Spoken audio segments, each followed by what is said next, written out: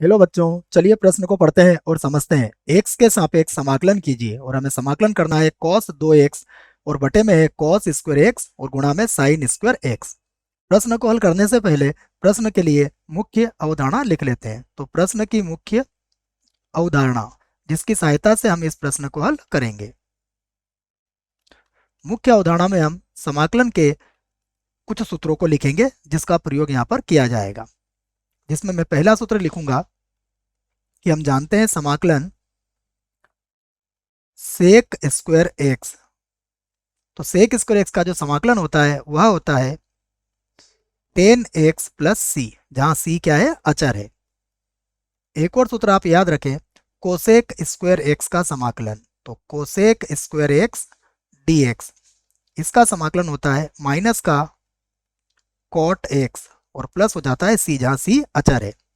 एक और त्रिकोणमिति का सूत्र है, इसका प्रयोग भी हम यहाँ पर करेंगे। यह सूत्र है कि कॉस 2a बराबर होता है कॉस स्क्वायर ए माइनस साइन स्क्वायर ए। इस सूत्र का प्रयोग भी यहाँ पर किया जाएगा। तो यह रूपरेखा हमने बना ली है इस प्रश्न को हल करने के लिए। अब हम प्रश्न को आई के बराबर मानेंगे और इसे हल करेंगे। तो माना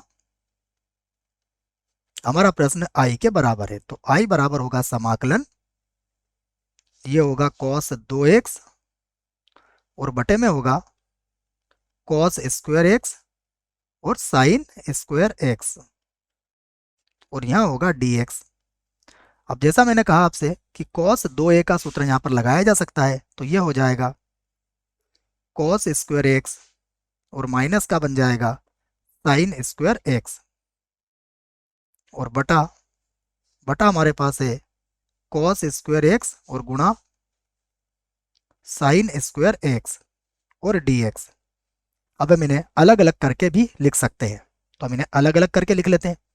तो समाकलन के अंदर होगा cos स्क्वायर एक्स और बटे में आ जाएगा cos स्क्वायर एक्स गुणा साइन स्क्वायर एक्स, उसके बाद माइनस यहाँ पर है साइन स्क्वायर एक्स और बटे में होगा cos स्क्वायर एक्स और गुणा साइन स्क्वायर एक्स। ये लिखा गया है। अब यहाँ से जो कटेगा हम उसे आराम से काट सकते हैं। देखो, तो ये होगा cos स्क्वायर एक्स से cos स्क्वायर एक्स कट जाएगा और साइन स्क्वायर एक्स से साइन स्क्वायर एक्स भी कट जाएगा। अब साइन एक्स का जो व्युत्क्रम होता है वो होता है कोसेक। तो मैं इसको लिख लूंगा आई बराबर, जिसको हम यहाँ लिख सकते हैं आई बराबर,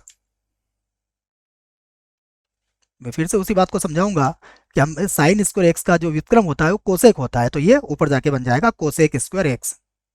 तो ये होगा कोसेक स्क्वायर एक्स और माइनस, यहाँ देखिए बटे में कॉस स्क्वायर है और कॉस का जो व्युत्क्रम होता है वो सेक होता है, तो ये बन जाएगा सेक स्क्वायर एक्स। तो माइनस का हो जाएगा सेक स्क्वायर एक्स और यहाँ आ जाएगा dx।